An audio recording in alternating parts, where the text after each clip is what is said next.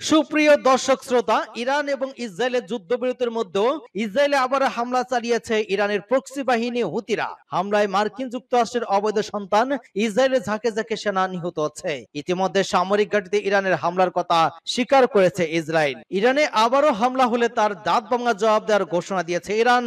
Iran এবং Israel যদি আবারও যুদ্ধ বেঁধে যায়, সেক্ষেত্রে কি ইরান জয়লাভ করতে পারবে? এ সম্পর্কে আপনার মতামত কমেন্টস বক্সে লিখে জানান এবং শুরুতেই থাকবে সংবাদ শিরোনাম পরে বিস্তারিত। উত্তর গাজায় ট্যাঙ্ক বিস্ফোরণে ৩ ইসরায়েলি সেনা নিহত। আরো বিস্তারিত জানিয়ে দিব। ২ জাহাজ ডুবে এবার ইসরায়েলি বিমানবন্দরে হুতিদের ভয়াবহ হামলা। ইরানি ক্ষেপণাস্ত্র শত্রুদের হাত কেটে দিয়েছে, যে কোনো ভুলের জন্য আরো কঠোর প্রতিশোধ অপেক্ষা করছে ইরানের সেনাপ্রধানের হুঙ্কার। এদিকে জোটে ভাঙ্গন অস্তিত্বের সংকটে নেতানিয়াহু সরকার। ইউরেনিয়াম সমৃদ্ধকরণ বন্ধ করার শর্তে যুক্তরাষ্ট্রের সঙ্গে আলোচনা নয় ইরানের ঘোষণা। আরো থাকবে, যুদ্ধবিরতিতে বিশ্বাস করে না ইরান, যে কোনো অভিযানের জন্য প্রস্তুত। ইউক্রেনের যুদ্ধবিরতি চুক্তি করতে রাশিয়াকে 50 দিনের আলটিমেটাম ট্রাম্পের। এবং সর্বশেষে জানিয়ে দিব, ইরাকে মার্কিন কোম্পানি তেল ক্ষেত্রে ড্রোন হামলা উৎপাদন বন্ধ। এতক্ষণ শুনছিলেন সংবাদ শিরোনাম, এখন বিস্তারিত। তবে তার আগে অনুরোধ থাকবে, এই ভিডিওতে একটি লাইক দিন এবং কমেন্টস করে জানিয়ে দিন আপনি কোন জেলা থেকে বা কোথা থেকে আমাদের সাথে যুক্ত রয়েছেন। এবং সংবাদের সর্বশেষ গুরুত্বপূর্ণ আপডেট পেতে চ্যানেলটি সাবস্ক্রাইব করে আমাদের সঙ্গেই থাকুন। ধন্যবাদ। উত্তর গাজায় ট্যাঙ্ক বিস্ফোরণে ৩ ইসরায়েলি সেনা নিহত। উত্তর গাজা উপত্যকার জাবালিয়া স্থল অভিযান চালানোর সময় ট্যাঙ্ক বিস্ফোরণে ৩ ইসরায়েলি সেনা নিহত হয়েছেন। সোমবার এই ঘটনা ঘটে। ইসরায়েলি সেনাবাহিনী এই তথ্য জানিয়েছে। সেনাবাহিনী জানায়, নিহত সেনারা হলেন স্টাফ সার্জেন্ট সোয়াম সেনেমেম, সার্জেন্ট সুলোমা ইয়াকের শেম এবং সার্জেন্ট ইউলি ফ্যাক্টর। তারা সকলেই ৪০১তম ব্রিগেডের ৫২তম আর্মড কর্পস ব্যাটালিয়নের সদস্য। ওই ঘটনায় একজন কর্মকর্তাও গুরুতর আহত হয়েছেন, যার নাম প্রকাশ করা হয়নি। সিনহুয়ার প্রতিবেদনে বলা হয়, বিস্ফোরণের কারণ তাৎক্ষণিকভাবে স্পষ্ট নয়, তবে আরবি রেডিও জানিয়েছে প্রাথমিক তদন্তে একটি অপারেশনাল দুর্ঘটনা ইঙ্গিত পাওয়া গিয়েছে, যেখানে ট্যাঙ্কের একটি সেল ভিতরে বিস্ফোরিত হয়েছিল। যদিও ফিলিস্তিনের যোদ্ধাদের ট্যাঙ্ক বিধ্বংসী ক্ষেপণাস্ত্র হামলার বিষয়টি উড়িয়ে দেওয়া হয়নি। এদিকে সেনাবাহিনী জানিয়েছে যে ঘটনাটি তদন্ত করা হচ্ছে। সোমবার এক বিবৃতিতে ফিলিস্তিনি সংগঠন হামাস জানিয়েছে, ইসরায়েলি প্রধানমন্ত্রী বেনিয়ামিন নেতানিয়াহু গাজা যুদ্ধবিরতি নিয়ে কোনো চুক্তিতে পৌঁছাতে চান না। অন্যদিকে আইডিএফ এর প্রাথমিক তদন্ত অনুসারে সৈন্যরা একটি ট্যাঙ্ক ছিলেন, যা সোমবার দুপুরের দিকে উত্তর গাজা শহর জাবালিয়ায় একটি বিস্ফোরণের শিকার হয়। আইডিএফ প্রাথমিকভাবে সন্দেহ করেছিল ট্যাঙ্কটিতে হামাসের রকেট চালিত গ্রেনেড দ্বারা আঘাত করা হয়েছে। তবে ঘটনার পরে কয়েক ঘন্টার মধ্যেই সামরিক বাহিনী ধারণা করছে সম্ভবত টাওয়ারের ভিতরে ত্রুটিপূর্ণ সেলের কারণে বিস্ফোরণের ঘটনা ঘটতে পারে। তবে হামাসের সশস্ত্র শাখা ইয়াজেদিন আল কাসাম ব্রিগেডস তাদের টেলিগ্রাম চ্যানেলে জানিয়েছে, গাজা উপত্যকার সংঘাতের সময় ইসরায়েলি ট্যাঙ্ক লক্ষ্য করে প্রতিরোধ বাহিনীর হামলায় ৩ জন নিহত হয়েছেন। ২ জাহাজ ডুবিয়ে দিয়ে এবার ইসরায়েলি বিমানবন্দরে হুতিদের হামলা। ইয়েমেনের হুতি বিদ্রোহীরা চলতি সপ্তাহে লোহিত সাগরে ২টি জাহাজ ডুবিয়ে দেওয়ার পর ফিলিস্তিনের সমর্থনে ইসরায়েলের বেন গুরিয়ন বিমানবন্দরগুলো হামলা চেষ্টা করেছে বলে জানিয়েছে আল জাজিরা। হুতি সামরিক মুখপাত্র ইয়াইসারি বলেছেন, ইসরায়েলি সেনাবাহিনী হামলা প্রতিহত করার খবর দেওয়ার পর তাদের দলটি ব্যালিস্টিক ক্ষেপণাস্ত্র দিয়ে গুণগত সামরিক অভিযান ইসরায়েলি হামলা চালিয়েছে। এদিকে সামুদ্রিক নিরাপত্তা সূত্র সংবাদ সংস্থা রয়টার্সকে জানিয়েছে, হুতিরা গ্রিসের মালিকানাধীন লাইবেরিয়া পতাকাবাহী এটারনিসিটি সি জাহাজের ৬ জন ক্রু সদস্যকে আটক করেছে, যে জাহাজটি গেল সোমবার হামলা চালানো হয়। এতে কমপক্ষে ৪ জন নাবিক নিহত হন। লোহিত সাগরে টহলরত ইউরোপীয় ইউনিয়নের নো স্টাফ ফোর্স এক্সপার্টস জানিয়েছে, ইটারনিটি সি জাহাজে মোট ২৫ জন আরোহী ছিলেন। মঙ্গলবার জাহাজটি ডুবে যাওয়ার পর ১০ জন ক্রু সদস্যকে জীবিত উদ্ধার করা হয়েছে বলে জানা গিয়েছে এবং ১১ জন এখনো নিখোঁজ রয়েছে, যাদের মধ্যে ৬ জন হুতিদের হাতে রয়েছে বলে ধারণা করা হচ্ছে। সারি বলেন, হুতিরা জাহাজে বেশ কয়েকজন ক্রুকে উদ্ধার করতে, তাদের চিকিৎসা দিতে এবং নিরাপদ স্থানে নিয়ে যাওয়ার পদক্ষেপ নিয়েছে। আল জাজিরা বলেছে, হুতিরা ম্যাজিক সিজ জাহাজে ডুবিয়ে দেওয়ার একদিন পর এনটিএনটিতে আক্রমণ করে। ইরানি ক্ষেপণাস্ত্র শত্রুদের হাত কেটে দিয়েছে, যে কোনো ভুলের জন্য আরো কঠোর প্রতিশোধ অপেক্ষা করেছে ইরানের সেনাপ্রধানের হুঙ্কার।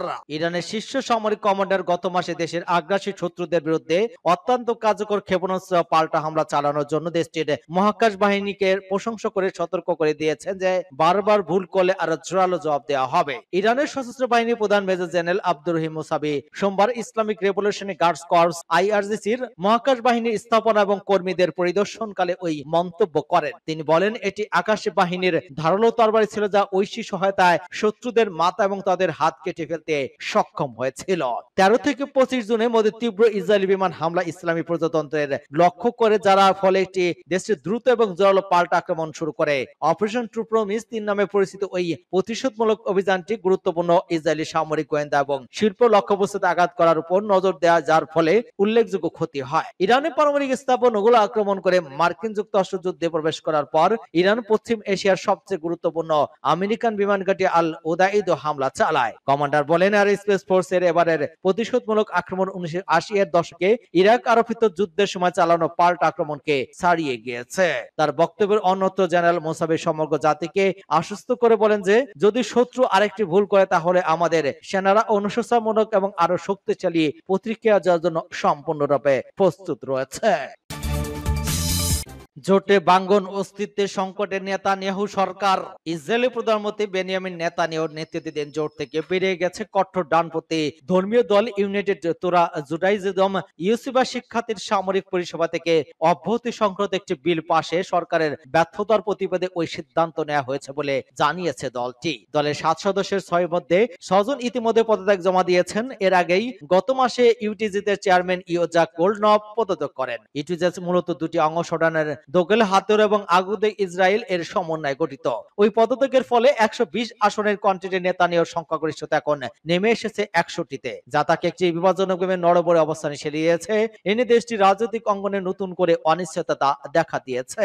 দেগেল হাতেরও এক বিবৃতিতে জানিয়েছে সরকার বারবার প্রতিশ্রুতি ভঙ্গ করেছে, তারা পবিত্র ইয়োশিবা এই শিক্ষার্থীদের অধ্যয়নের মর্যাদা রক্ষা আইন পাশ করবে। প্রধান রাব্বিদের সঙ্গে আলোচনা শেষে আমরা জোট ত্যাগের সিদ্ধান্ত নিয়েছি। দলীয় মুখপাত্র 7 জন সংসদ সদস্যের পদত্যাগের বিষয়টি নিশ্চিত করেছেন।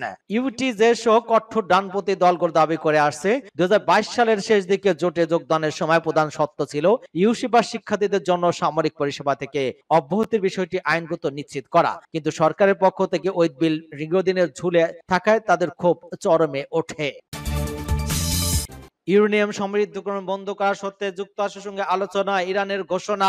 ইউরেনিয়াম সমৃদ্ধকরণ কার্যক্রম থেকে সরে আসার শর্ত দিলে যুক্তরাষ্ট্রের সঙ্গে নতুন করে কোনো পরমাণু আলোচনা না, এই অবস্থান স্পষ্ট করেছে ইরান। সোমবার রাষ্ট্রীয় সংবাদ মাধ্যম ইরানের বরাত দিয়ে ওই তথ্য জানিয়েছে বার্তা সংস্থা এএফপি।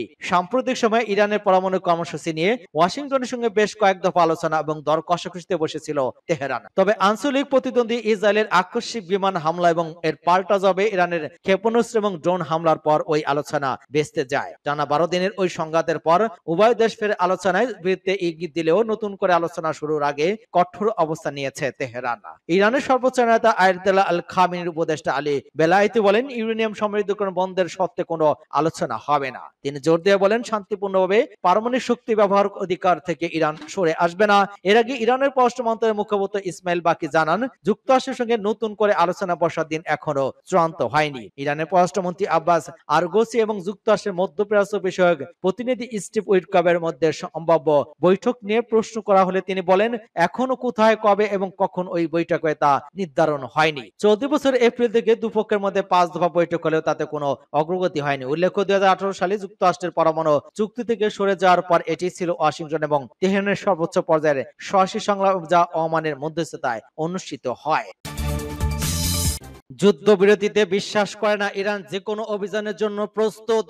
ইরানের প্রতিরক্ষা মন্ত্রী ব্রিগেডিয়ার জেনারেল আজিজ নাজেরদেহ বলেছেন ইসলামী প্রজাতন্ত্র যুদ্ধবিরতি বিশ্বাস করে এবং যে কোনো অভিযানের জন্য সম্পূর্ণ প্রস্তুত রয়েছে। সোমবার তুরস্ক এবং মালয়েশিয়ার প্রতিরক্ষা মন্ত্রীর সঙ্গে পৃথক টেলিফোনে আলাপকালে তিনি এই মন্তব্য করেন। তুরস্কের প্রতিরক্ষা মন্ত্রী ইয়াসের গুলারের সঙ্গে আলাপকালীন নাসিরদেহ বলেন ইরান এই অঞ্চলে যুদ্ধ এবং নিরাপত্তাহীনতা ছড়াতে চায় না, তবে আক্রমণকারীদের যে কোনো আগ্রাসনের বিরুদ্ধে কঠোর এবং নির্ভুল প্রতিক্রিয়া জানাতে প্রস্তুত। ইসলামী পর্যন্ত যুদ্ধবিরতি বিশ্বাস করে না। জবাবে তুর্কির প্রতিরক্ষা মন্ত্রী গোলার বলেন আমরা যুদ্ধবিরতি সন্তুষ্ট এবং পারমাণবিক ইস্যু নিয়ে এখন একটি যৌক্তিক চুক্তি হওয়া উচিত, যা ইরান এবং গোটা অঞ্চলের জন্য উপকারী হবে।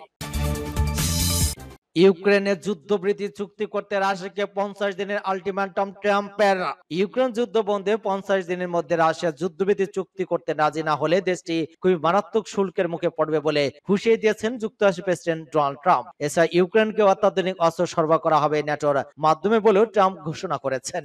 ন্যাটো প্রধান মার্ক রুটের সঙ্গে ওয়াশিংটন এক বৈঠকের পর ট্রাম্প জানান, আমরা নিশ্চিত করতে চাই ইউক্রেন যা করতে চায় তা যেন করতে পারে। রুটে নিশ্চিত করেছেন যুক্তরাষ্ট্র ন্যাটোর মাধ্যমে ইউক্রেনকে ব্যাপকভাবে প্রয়োজনীয় সামগ্রী সরবরাহ করবে এবং ইউরোপীয় দেশগুলো এই খরচ বহন করবে। ট্রাম্প বলেন, ইউরোপীয় দেশগুলোর ইউক্রেনকে তাদের নিজস্ব প্যাট্রিয়ট এয়ার ডিফেন্স সিস্টেম দেবে এবং যুক্তরাষ্ট্র সেসবের মধ্যে নতুন প্রতিস্থাপন পাঠাবে। রুটে জানান, ওই চুক্তির আওতায় ক্ষেপণাস্ত্র এবং গোলাবারুদ অন্তর্ভুক্ত রয়েছে। যদি ট্রাম্প বা রুটে সরাসরি কোনো অস্ত্র পাঠানো হবে তা বিস্তারিত বলেননি। এদিকে ইউক্রেনের প্রেসিডেন্ট ভলোদিমির জেলেনস্কি সামাজিক যোগাযোগ মাধ্যম এক্সে জানান, ট্রাম্পের সঙ্গে তার কথা হয়েছে এবং তিনি ইউক্রেনকে সমর্থন দেওয়ার ইচ্ছার কথার জন্য ধন্যবাদ জানান। তিনি বলেন, আমরা প্রেসিডেন্টের সঙ্গে প্রয়োজনীয় সমাধান নিয়ে আলোচনা করেছি যাতে রুশ হামলা থেকে মানুষের নিরাপত্তা নিশ্চিত করা যায় এবং আমাদের অবস্থান আরো জোরালো হয়। ইরাকে মার্কিন কোম্পানির তেল ক্ষেত্রে ড্রোন হামলা, উৎপাদন বন্ধ। ইরাকে মার্কিন মালিকানাধীন কোম্পানি একটি তেল ক্ষেত্রে ড্রোন হামলা হয়েছে। তেল ক্ষেত্র দেশটির স্বায়ত্তশাসিত কুর্দিস্তান অঞ্চলের দুহক প্রদেশে অবস্থিত।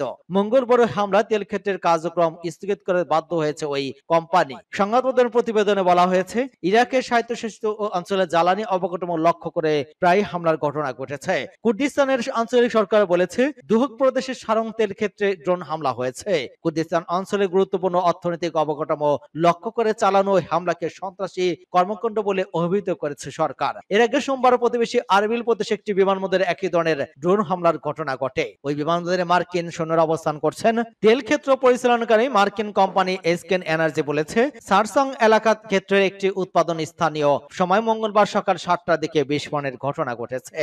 এক বিবৃতিতে মার্কিন ওই কোম্পানি বলেছে, নিরাপত্তা নিশ্চিত না হওয়া পর্যন্ত ওই তেল ক্ষেত্রের কার্যক্রম স্থগিত করা হয়েছে। ড্রোন হামলার পরপর সেখানে আগুন ছড়িয়ে পড়ে, তবে তাৎক্ষণিকভাবে কোনো হতাহতের খবর পাওয়া যায়নি। এইচএন জানার্জি বলেছে, তেল ক্ষেত্রের জরুরি পরিষেবা দলের সদস্যরা আগুন নিভিয়ে ফেলেন। গত সপ্তাহে কুর্দিস্তানের ড্রোন ও রকেট হামলা বৃদ্ধি পেয়েছে।